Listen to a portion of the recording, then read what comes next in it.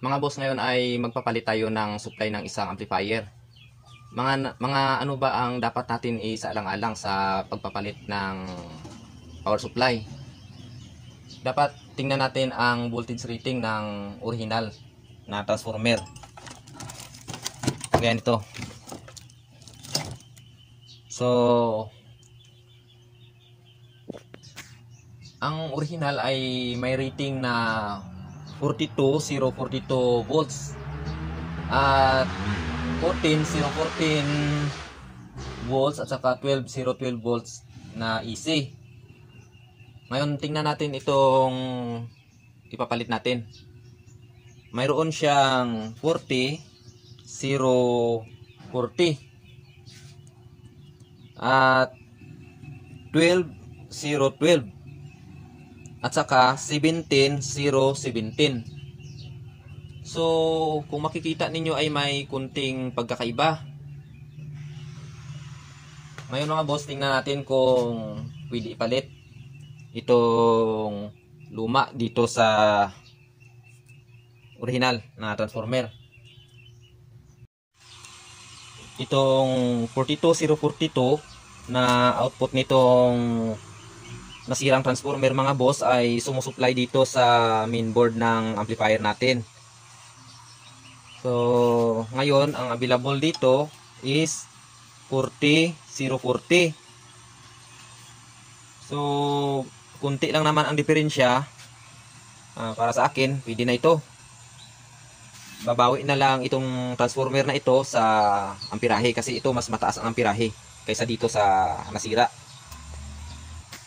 Itong 14,040 naman ay nagsusupply sa level indicator at output protect relay at input preamp. So, dumaan siya sa 7812 at saka 7912 na regulator.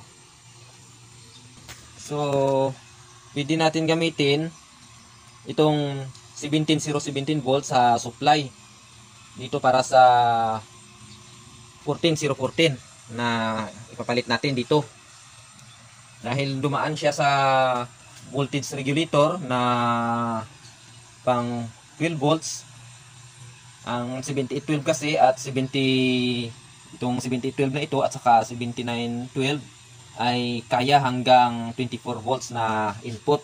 So ito nasa 17 volts lang.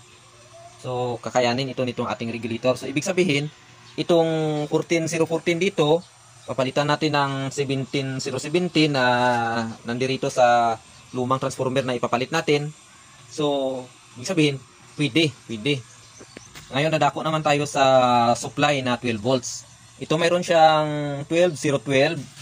So walang problema kasi andito mayroon itong ipapalit natin na luma, mayroon siyang 12,012. So wala tayong problema dito. At saka itong 12,012 na nandirito ay sa aking nakikita blower lang naman ang sinusuplayan. So ibig sabihin mga boss, itong transformer na ito ay pwede natin ipalit dito sa nasira. Abang-abang lang mga boss sa full video natin ito.